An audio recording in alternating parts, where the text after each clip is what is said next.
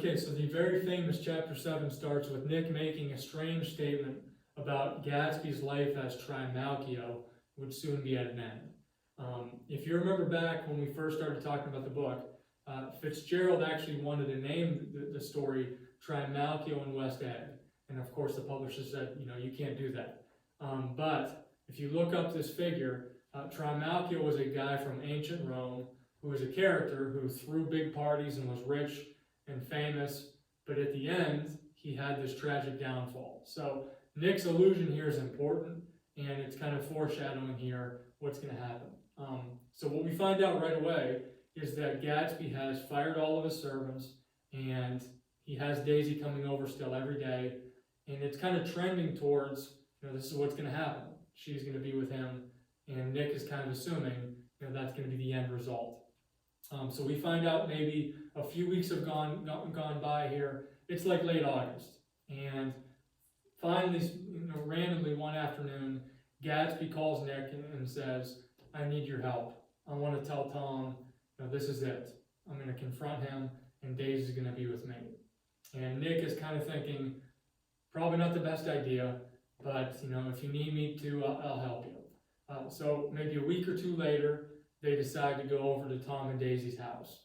And all the characters get there, and it's a very famous scene.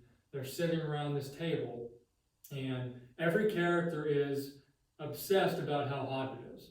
Nick says it's boiling, and Jordan says it's, I can't even think straight. So it's the hottest day of the year, and this is symbolic.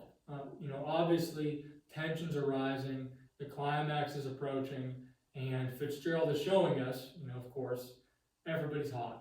And when we watch the movies, you'll notice, the characters are sweating, and it's really obvious, the climax is near.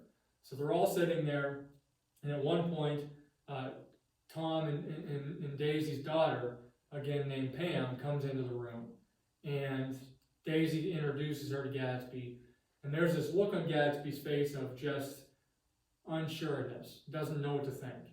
And there's a context in the book that kind of implies this is the first time that Gatsby has seen something that represents Daisy outside of himself. Their daughter represents Tom and Daisy. It has nothing to do with Gatsby. And I think this is kind of that moment like, Daisy has a life outside of me. And Gatsby kind of gets a little bit upset. And they're sitting there, and Nick is waiting for Gatsby to say something, and he's not.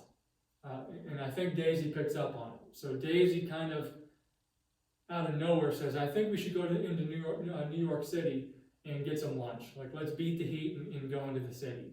And of course, Tom says, "That's nonsense. I'm not listening to a female, telling me what to do. Let's just do it here." And Gatsby, of course, says, "No, I think that's a good idea." And there's this tension again between Tom and Gatsby. So finally, Tom gives in and says, "Fine, we'll do what anybody else wants. I'll go grab some whiskey and we'll go." So Tom leaves the room, and a famous scene, Daisy stands up and goes over and kisses Gatsby, at their table. And even Jordan says, "You're forgetting yourself here, you shouldn't do that." And Daisy says, "I don't even care anymore." So Nick is realizing, this is where this might be headed. So Daisy and Jordan leave, and they go to get changed. So now it's just Nick and Gatsby standing there. And Daisy screams down to Gatsby, "I'll be right down." And Nick says, "Have you ever noticed her voice? It's a really indiscreet voice. I can't explain why I like it." And of course, this whole book, we've noticed it. And Gatsby just kind of instantly says, "Her voice is full of money." And as soon as he says that, Nick is like, "That's it. Her voice represents high class. It represents high status. You are a lord to it." And not only that, that's what Daisy cares about too, is money. If you remember when she first saw Gatsby again, her voice was monotone. Why? Because she didn't think he was rich. When she found out he was rich, it went back to being this thrilling voice. Okay, so that's a key scene. Gatsby realizes what's important to Daisy. So they're all waiting, and Tom comes down, and before they leave, Tom makes a suggestion of, "Hey, I want to drive Gatsby's yellow car. Let me take it." And of course, Gatsby has the nicest car, And Gatsby's like kind of hesitant, doesn't really want to give it up. This is a little bit of an admission of jealousy on Tom's part. Cars represent status. He's almost admitting, I want to drive Gatsby's car. So finally Gatsby says, okay, but you need to get some gas. So as they're leaving, Daisy makes a suggestion. Well, you know what? I want to go with Gatsby. So we'll take your blue car, and you guys go in the yellow car. Okay, so kind of a key point of the plot. You have Tom's blue car has Gatsby and Daisy. And the yellow car has Tom and Nick and Jordan. Okay, so you got to remember that point. Okay, so they speed off towards New York City, and of course Tom has to get gas. Perfect chance for him. He goes to the Valley of Ashes, goes to Wilson's garage, and he really wants to show off. He's hoping Myrtle will be there. He wants her to see him in this great car. Okay, so he gets there, and he notices Wilson is outside, and he is like very distraught. He seems very upset. He seems really sick. And he like walks over, and Tom's like, what's your deal? Like, what's your problem? And finally Wilson says, I just got wised up to something. I found out that Myrtle has been, having an affair, and I don't know who the guy is, but, it's just awful news. And Tom is panicking here in his mind. Of course, Wilson doesn't know who the guy is, but Tom, kind of that secret's out. So Tom kind of quickly pays, gets in the car, and speeds off. Okay, now as he's speeding off, he's realizing what Wilson said. Wilson was like, Myrtle's upstairs in the apartment. I've locked her upstairs so she can't leave and see the guy. We're going to leave town. We're moving out west. So Tom's in a panic. He's starting to think, not only is my wife maybe leaving me, but my girlfriend might be too. Okay, so he's a guy who likes the control, likes that power. Suddenly that's slipping away.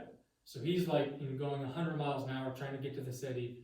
And a key scene is as they are leaving, Myrtle, who again is upstairs, she sees Tom in the yellow car leaving.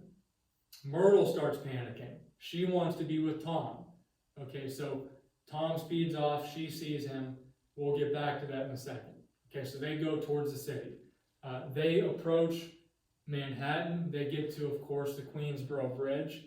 And as they're there, the more I've read this book, the more I've understood this scene. But when I first started reading it, I was like, that's the weirdest scene of the book. They're on the Queensboro Bridge, and Jordan Baker makes a weird comment. And she says, it feels so weird on this summer day. It feels like fruit could just fall out of the sky at any moment. And Nick is like, what is she talking about? Okay, now, if you study literature, she is alluding to a famous poem by John Keats. And the poem is called To Autumn. And in the poem, at the end, fruit starts to fall, towards the end of autumn. And the poem's about death. The poem is about things that end. So what Jordan's doing here, whether she means to or not, she's foreshadowing something, dying here towards the end. So remember that scene too. Okay, so what they do is they decide to go to the Plaza Hotel, very famous hotel in New York City, and they decide to get a room to have drinks and get something to eat. So they walk in, and of course they're upstairs, but on the bottom floor, there's a wedding taking place. So Nick says it was a really weird vibe. You had a wedding, and you could hear it. You could hear the songs of the wedding playing downstairs, and upstairs you have maybe a marriage about to end. Okay, so it's kind of a haunting visual for us, and they start to argue. It's kind of like Tom and Gatsby can't wait any longer. At one point, Tom and Daisy start to kind of go back and forth about their wedding day. And Daisy explains how it was too hot and it wasn't a great time, and Tom, of course, doesn't like hearing this, and he starts like snapping at her. So finally Gatsby stands up and says, why don't you leave her alone, old sport? And Tom doesn't like that. And he looks over and he says, that's an interesting phrase you have, that old sport stuff. And Tom says, I guess you must have picked it up at Oxford. And Gatsby kind of says, yeah, I don't know. And Tom says, in fact, I don't think you even went to Oxford. You know, I did an investigation into who you really are, and I know who you are. And Gatsby's not saying much. Now, this whole context, it's like maybe a page and a half. It's an important scene to look at. What Tom's doing here, he starts to insinuate Gatsby is not a reputable person. He starts to insinuate that he's a bootlegger, that he and Wolfsheim throw these parties not for anything else other than to get Wall Street there and to kind of buy them off for insider trading. So it's an important scene to look at. And Gatsby's just kind of sitting there, not saying much. And what Tom is doing is, he's trying to show Daisy, this dude is below us. He is not like us. Like, yeah, he might have money, but he doesn't mean what we mean. And Gatsby can't take it anymore.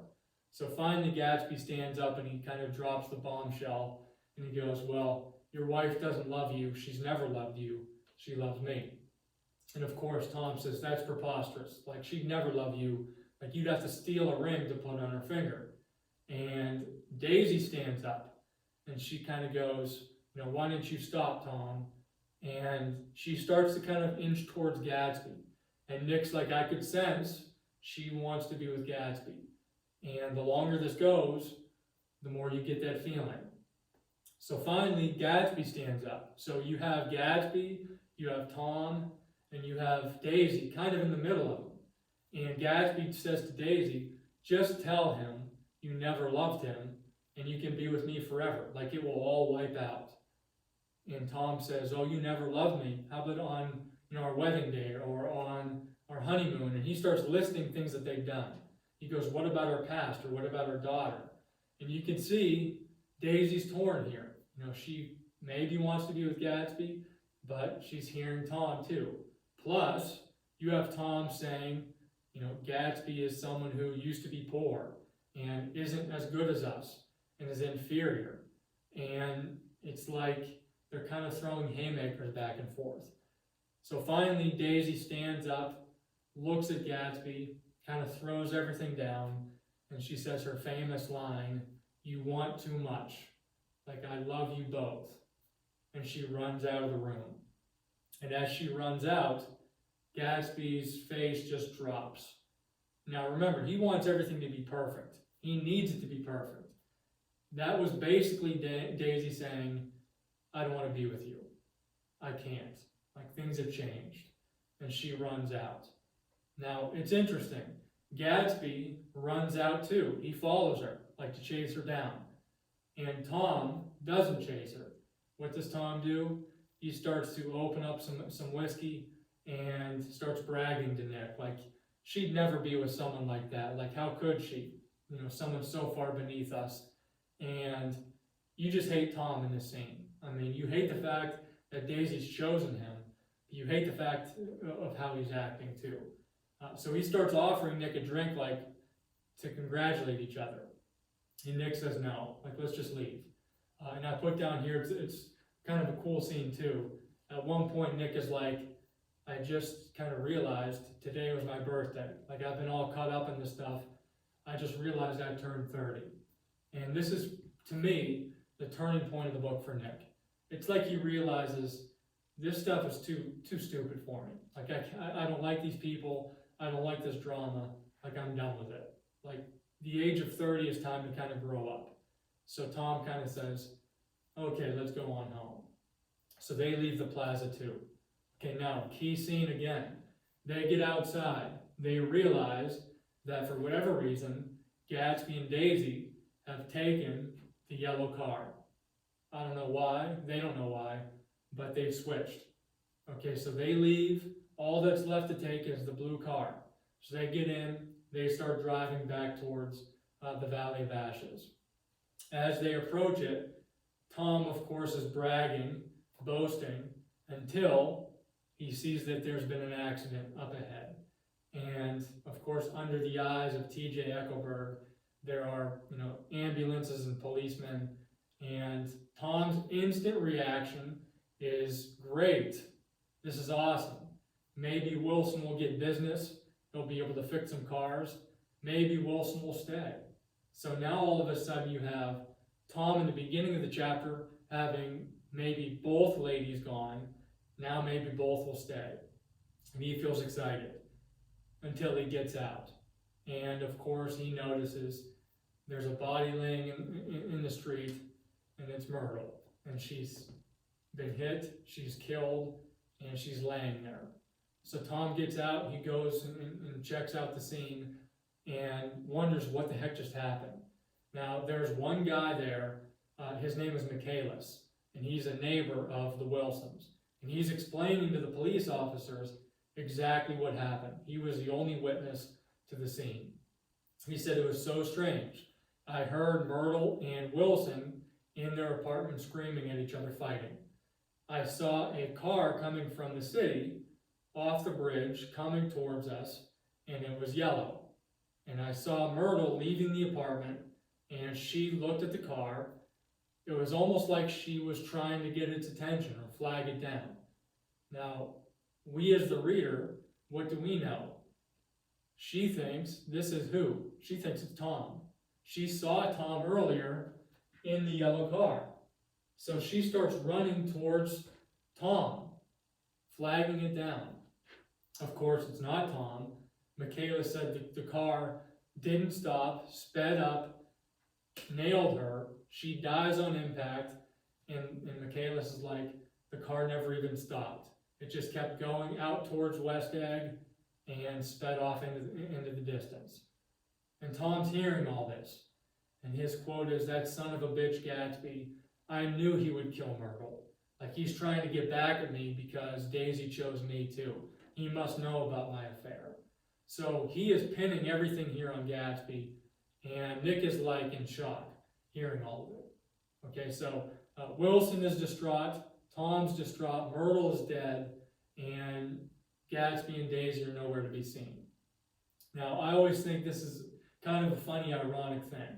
I mean, this whole story, Myrtle has wanted to be wealthy. She's wanted to improve her status. And what do cars represent? They represent wealth and status. So when she dies, she's literally running towards what she wants, and it ends up killing her. Okay, so kind of a life lesson there by Fitzgerald. Okay, so she's dead. Tom and Nick and Jordan don't know what to do, so they decide to go back home. Okay, they get back to Tom and Daisy's house, and Tom's like, "Come on, Nick, let's go on in and let's talk." And Nick says, "No, like, I'm done with it. I want to leave." So again, you get the sense Nick is done with everything. And Tom and him kind of have a little argument, but Nick's like, "I'm out of here." And Nick starts going outside. And as he's going down the steps, he hears a voice, and it is Gatsby. And he's in the bushes, and he's hiding. And Nick is like, "What the heck are you doing, man? You know, why are you hiding here?" He goes, "I just want to make sure Daisy's okay." And Nick's like, "Listen, like, we got to get out of here. Do you know what just happened?" And Gatsby goes, "Yeah, I don't know, but Daisy was so confused, and she was so, upset. I needed to make sure she's okay." And Nick's like, "Dude, you just killed Myrtle. You just killed that lady. She's dead." And Gatsby goes, "I thought she died, but Daisy was so upset." See, he keeps going back to Daisy. He can't get over it. And no matter what Nick says, Gatsby returns to that.